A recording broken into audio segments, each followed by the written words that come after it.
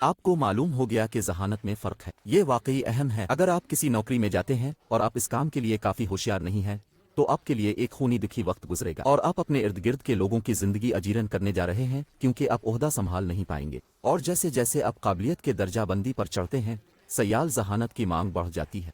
और इसलिए जब तक अपना काम नहीं होना चाहते, आप खुद को अपने सर पर नहीं डालते। ठीक है, आपके सर पर क्या है? ठीक है, ये मालूम करने के लिए एक मुश्किल चीज़ है। मेरा मतलब है, आपको जहानत से इसका पता लगाना होगा, आपको अक्लमंदी के साथ इसका पता लगाना होगा, आपको तख्लीकी सलाहियतों के साथ इसका पता लगाना होगा, आपको तनाव रवादारी के साथ, रजामंदी के साथ मालूम करना होगा, क्योंकि आप कोऑपरेटिव माहौल में जाना चाहते हैं, न कि मुसाबकती माहौल में। अगर आप मुत्तफिक और न्यूरोटुक्ज़म के साथ अब शायद अपनी मुलाजमत के तनाव की सतह को निस्बतन कम रखना चाहते हैं, क्योंकि ये वो तमाम जगह ही हैं जिन्हें अब तोड़ सकते हैं। और ज़्यादातर लोगों की जहानत की शख्सियत के मेकअप में कम अज़ कम एक अहम कमज़ोरी होती है, और आपको मोहतात रहना होगा कि अपने आप को ऐसी पोजीशन में ना रखें जहां ये एक मोहलिक खामी हो। लेकिन आप वाकई क्या करना चाहते हैं? जैसा कि मैं समझता हूं, अगर आप खुद को कामयाबी के करीब तर लाना चाहते हैं और उमूमी खुशहाली, तो आपको एक ऐसे पेशे की तलाश करनी चाहिए जहां आपकी ज़हानत आपको सबसे ऊपर रखे।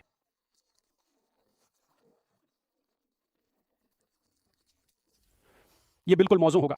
तब आप छोटे तालाब में बड़ी मछली होते हैं, और आप कमरे में सबसे कम अकल वाले शख्स नहीं बनना चाहते। ये एक खूनी कच्चा मकाम होता है, और शायद आप कमरे में सबसे ज्यादा ज़हीन भी नहीं बनना चाहें, क्योंकि उसका मतलब ये होगा कि आपको किसी दूसरे कमरे में होना चाहिए। आपको ऐसी जगह तलाश करनी चाहिए जहां अगर आप बिल्कुल ऊपर हैं तो आपने उससे महारत हासिल कर ली है। ये वक्त हो गया है कि आप एक ऐसी जगह पे जाएं जहां आप थोड़ा नीचे हों, ताकि आपको ऊपर चढ़ने के लिए कुछ मौके मिले। और अगर आप इंतहाई ज़मीर शनास नहीं हैं, मिसाल के तौर पर आपको शायद ऐसी नौकरी चाहिए ही ना हो जहां आपको हफ्ते के 10 घंटे काम करना पड़े, क्योंकि आप इस तरह के नहीं हैं। आपको शायद फुर्सत और ज़्यादा अख्तियार पसंद आए। अगर आप ऐसे ही झोलते हैं तो कुछ फुर्सत होने में कुछ बरी नहीं। लेकिन अगर आप कोई ऐसा शख्स हैं जो कुछ ना कुछ करते रहता है, तो शायद आपको किसी नौकरी में जाना चाहिए।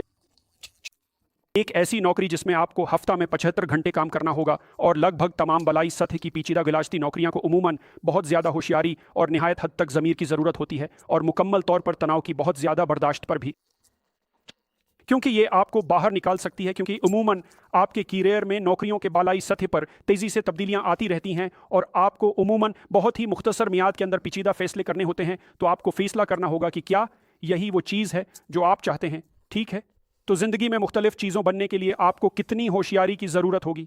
ठीक है, अगर आपका IQ 116 से 130 तक है, जो कि 8वें वां फ़ीसद से ऊपर है, तो ये 8 में से एक शख्स है, और 130 में से एक शख्स है। मेरे ख्याल में ये 90 95 है। क्या ये 95 है? मेरे ख्याल में ये 8 में से एक 95 वाला शख्स है। 20 साल का शख्स तो आप वकील बन सकते हैं, एक तहकीकी तज्जियाकार, एक एडिटर, एक इश्तहारी मैनेजर, एक केमिस्ट, या एक इंजीनियर, एक एग्जीक्यूटिव मैनेजर वगैरह। ये तो अब बेशक ये AIQ का आली सतह नहीं है, तुम जानते हो, ये ज़्यादा बढ़ सकता है। ठीक है, ये बड़ा महदूद बढ़ सकता है। हालांकि जैसे जैसे ये बढ़ता है, वहाँ लोग होते कम होते जा रहे हैं। तो अगर तुम काम में सबसे बेहतर बनना चाहते हो, बला शबा तुझे 144 से ज़्यादा AIQ होना ज़रूरी है। और शायद तुम कभी कभी 160 तक जा रहे हो, और शायद ये तुम्हें 10,000 में एक शख्स बना रहा हो, या फिर 1 लाख में एक शख्स भी। और फिर ये भी कि सच में अच्छा बनने के लिए आपको शायद सब्र शावर से तनाव को बर्दाश्त करने के काबिल और कुछ हद तक शावर भी होना पड़े। तो आप जानते हैं लोग, आप सोचते हैं, ठीक है, ऐसा क्यों है कि होशियार लोग गलबा के दर्जा बंदी में सबसे ऊपर हैं? और उसका जवाब जज्वी तौर पर यह है कि वो पहले वहाँ पहुँच जाते हैं। ठीक है, मेरा मतलब है हर चीज़ कोई ना कोई मुकाबला है खलासा में, और जितना तेज़ होंगे इतना ही ज़्यादा इम्कान है कि आप सबसे आगे होंगे। और जहानत बड़े हुस्से में रफ्तार है, ये सिर्फ उतना ही नहीं है। लिहाजा अगर आप तेज़ी से किसी मुश्किल की तरफ बढ़ रहे हैं, तो तेज़ रफ्तार लोग पहले वहाँ पहुँचेंगे।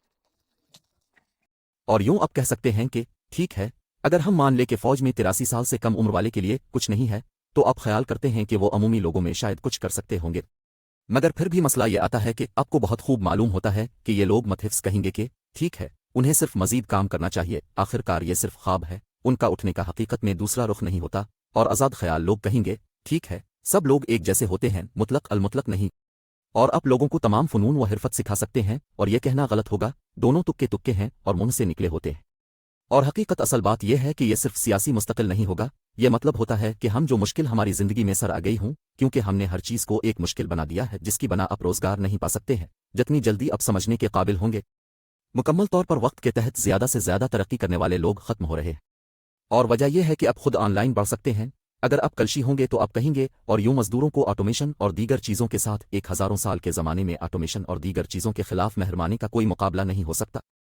ये सफ़ेद कॉलर क्लास की कमी नहीं होती जो इस वक्त आती है। लिहाजा मैं ये कहने की कोशिश नहीं कर रहा हूं कि नीचे आने वाले वकीलों के लिए नीचे है, लेकिन नीचे आने वाले वकीलों के लिए सफ़ेद कॉलर क्लास में हो सकते हैं। इन लोगों के लिए मौजूदा हाल में भी मुतअद्दिद वाज़े मौक़े पाए जाते हैं। नहानी और इंतहाई ज़्यादा होने वाले हैं। इसके पास सब कुछ होगा।